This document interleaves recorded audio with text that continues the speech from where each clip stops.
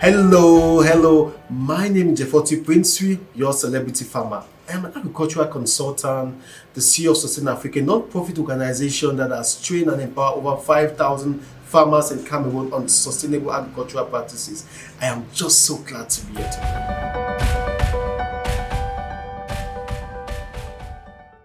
Okay, so I became a celebrity farmer because I call myself that because I believe that all farmers are celebrities. I believe that we feed the nation and we should be celebrated. So I call myself the celebrity farmer. And through this movement, a lot of young people have been inspired and they don't see farming as being a dirty man's job. They've been able to brand themselves, market themselves, and make it look beautiful. So I call myself celebrity farmers because I know all farmers should be celebrated. Yeah, my way of farming is different. I don't approach farming from the perspective of a poor person. I approach it from the perspective of someone who believes that farming is for the biggest mind, the brightest mind, the most intelligent people, the cleanest people. So when you see me in my farm, I'm always clean. You see me in my farm, I'm beautifully dressed. When I package my things and sell online, it's well branded because I believe that gone are the days where farmers were considered poor, broke, and dirty. So my farming is clean farming. My farming is sexy.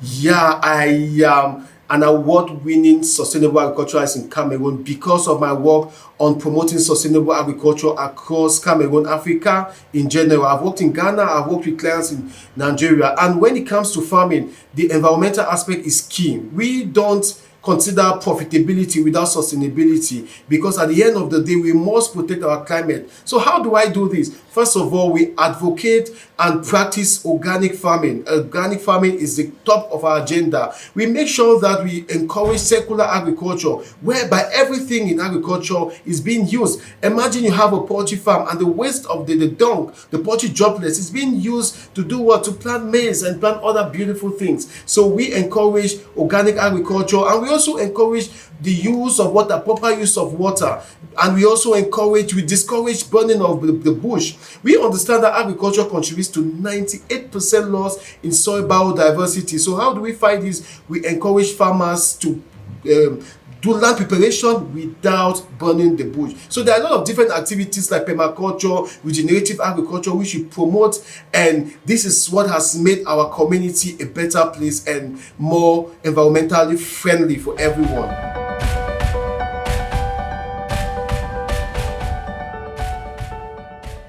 Yeah, agriculture has gone past the days of using machetes and hoes.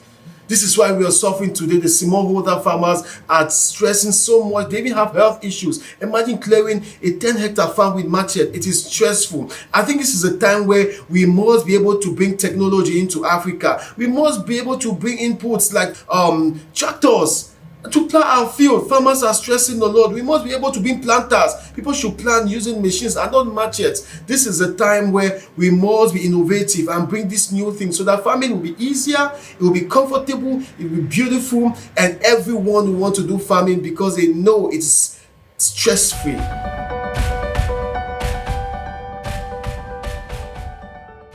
Farming is so expensive. It's not just expensive in terms of financial expenses. I think it's expensive based on the stress you put in, the time you put in. It's expensive based on so many different things because farming in Africa, generally Cameroon, has not been modernized. So it's really expensive in so many ways. And I think it's not just about, like I said, finances, the human cost.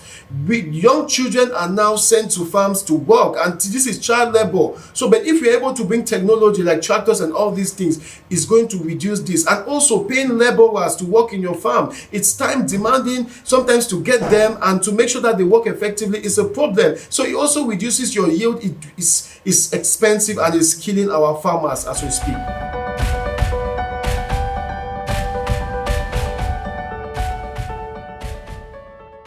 Oh my God, you want to have a dream farm? First of all, I want to tell you that it's possible.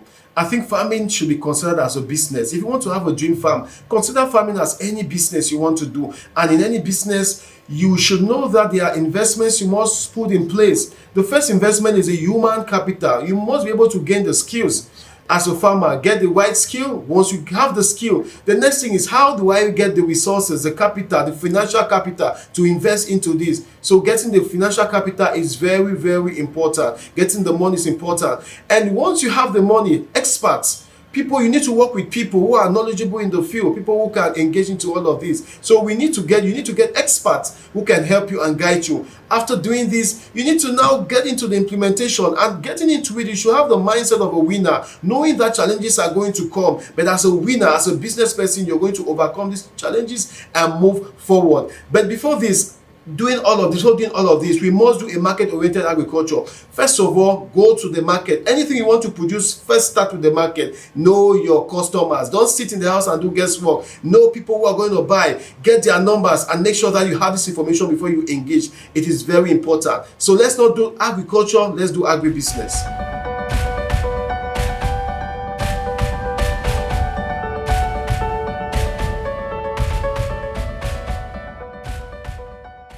It's clear from the word quality itself, it means a lot. For instance, imagine if you're using water that is extremely acidic. It's not quality water and it's not good for the soil. So like I said, agriculture is very important, that when we are doing farming, we do farming with the mindset of protecting our environment, our water, the air, and all of this. It's very important. When we talk about bad soils, oh my God, bad soil. It's the foundation of life. The soil is the foundation of life. So when we have a soil which is bad, in agricultural terms, we say the soil is not fertile. It's not good enough to grow crops. And most of these soils are either acidic, most of the soils lack nutrients and all of this. And this comes from a result of not properly managing your soil as a farmer. For instance, like I said, when you burn down the bush, what happens is you're killing important soil microorganisms. So now in that kind of a soil, we call that the dead soil, because the important living organisms that are meant to regenerate nitrates for the soil, they are meant to percolate the soil, they are all gone. So these important organisms, once they are gone, that soil becomes a dead soil. So like I said, it's all about farming in a sustainable way.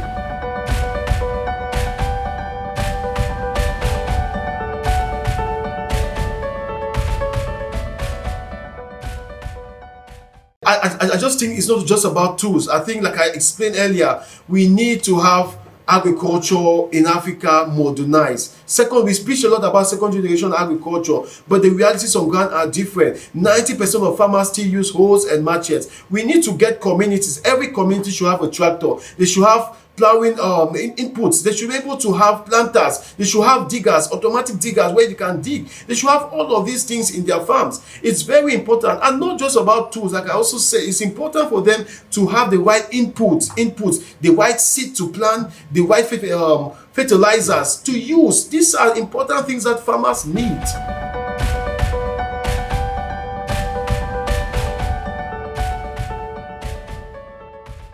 Oh, this question is tricky. It's tricky. I think that in agriculture, right, it all depends on what you want to grow. So like I said, the first question you should ask yourself is, what is that crop I want to grow? And once you know the crop, you can have not just one, you should select like 10 or 5 different crops. And then from there, you'll be able to do what they call partial budgeting. Look at all of those individual crops and ask yourself, is there a market? If there is a market, do I have the resources to be able to fund that project? So it all depends on your community, the demand. It depends on your resources you have at hand. So if you have all of these in place and you've done feasibility studies and understand all these things, then you can choose the type of crop to grow. Is it mango? Is it cocoyam? Is it oranges? Is it do you want to keep animals? Not just about crops. You want to keep animals, birds. You want to have a goat farm. Then you can make an informed decision. If you don't know what to do, contact experts. They're going to help you out.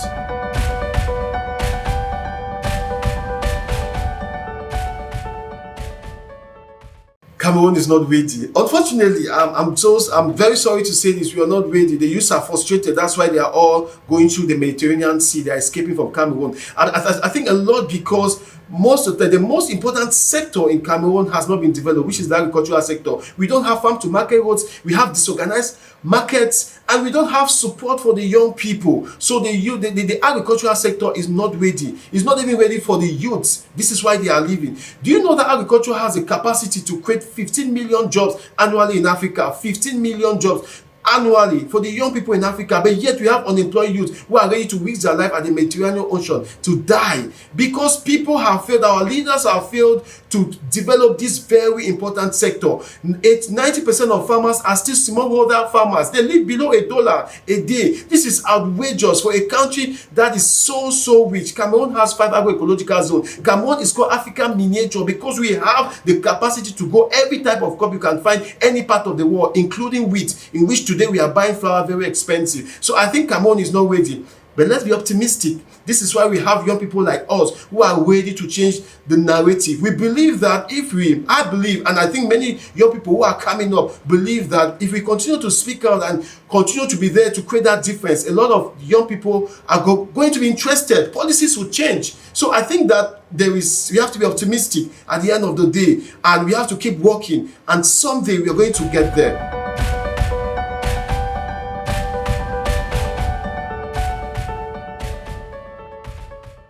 Yeah, my first travel experience was in Kigali. It's a beautiful city, and I was the youngest speaker in an international conference on business models in agriculture.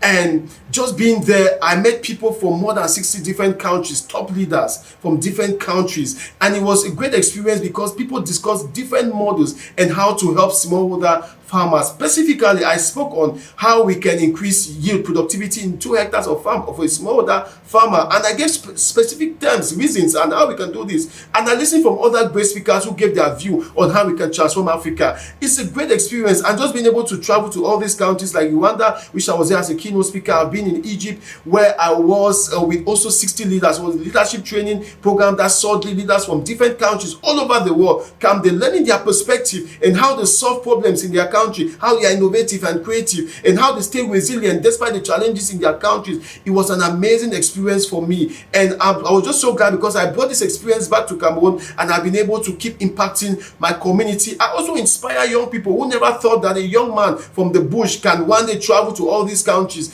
and be able to speak in events and be able to meet other leaders. So today, young people are trying to fight. Young people are trying to be branded online. They're trying to create content. They're trying to impact their community. So someday they can also be in platforms like platforms I've been into. So I've been in Ghana, and in Ghana it was an amazing place. I think the first time in Ghana to see the landscape, it was beautiful. And I went to Ghana to shoot a documentary about my work on how I've been training widows in Tiko. So it was a documentary for an international audience, which will be shown in COP28. So my total experience in traveling to all these countries is that it's amazing because you learn from all these countries how they develop and how they build their country to be better. So it's been an amazing experience and very inspiring. It's been a learning process for me, and I'm looking forward to traveling to more countries. So thank you.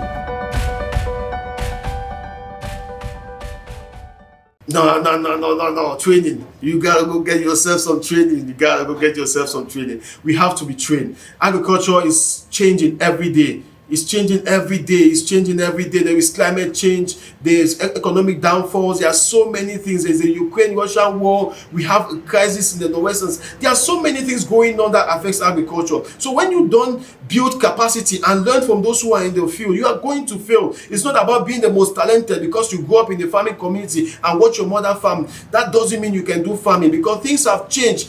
In those days, our parents did bush farming, but now we can't do bush farming because of urbanization. So which means if you have a 10 hectare of land, you have to manage it the right way. So it's not about talent anymore. It's about training, discipline, consistency.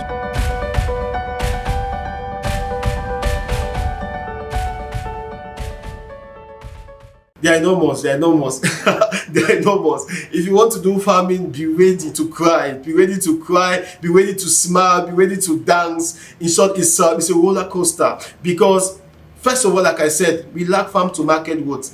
Trust me, there is food in Cameroon, in rural communities, but how do you get that food into cities? We lack that. Secondly, we need to be able to transform our agriculture from just being a peasant farming, to innovative, to second generation agriculture with machines, and be able to introduce technology into agriculture. The next thing is the market. Our markets are so disruptive. You just imagine, you plant and you don't know how much you sell at the market. So you can plant, at the end of the day, you go to the market, they buy and sell them. Those who buy, they'll give you whatever price. This is why farmers continue to be poor. So the challenges are enormous. The next challenge is that youth don't want to engage in agriculture, and this is the biggest threat, not just to the agricultural sector, but to the entire nation, because I think that if we don't engage the youths, it's going to cause sedition in the future. Young people are now leaving Africa. They're leaving Cameroon in their numbers. Who are those who are going to farm? As we speak now, the average age of a farmer is 55 years old. The average age of a farmer, which means it's only the old population farming. So in the next 20 years, what will happen to agriculture? How are we going to feed when the young people don't want to farm? So I think the biggest challenge we face now, the biggest problem, is getting the youths engaged in agriculture.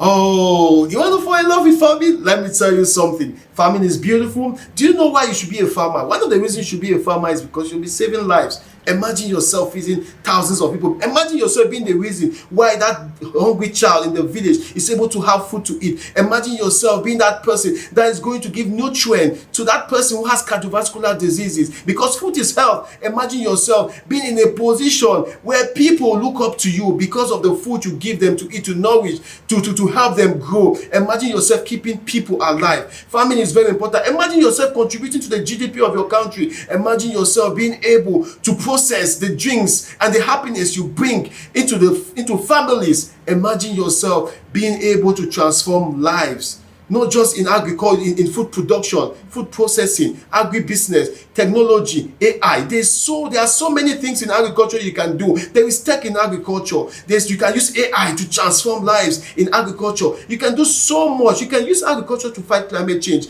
Imagine all of these possibilities. Only you, the farmer, can do it. You are the reason I'm here speaking today. You are the reason why we have the people at the background today listening to us, because without food we can't live. So go now, do farming. Not because people tell you to do so, because the celebrity farmer tell you. And farming is beautiful.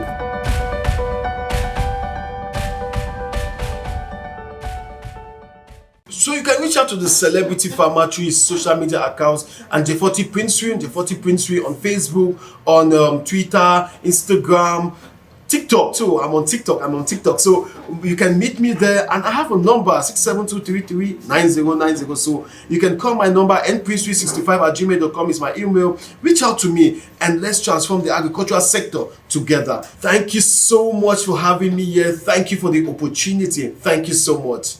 We are stronger together. Hello everyone, this is your celebrity farmer. I just want to tell you this: keep watching Wave Media TV. You know why? Because your celebrity farmer says so. Hello everyone, this is your celebrity farmer. I just want to tell you this: keep watching Wave Media TV. You know why? Because your celebrity farmer says so.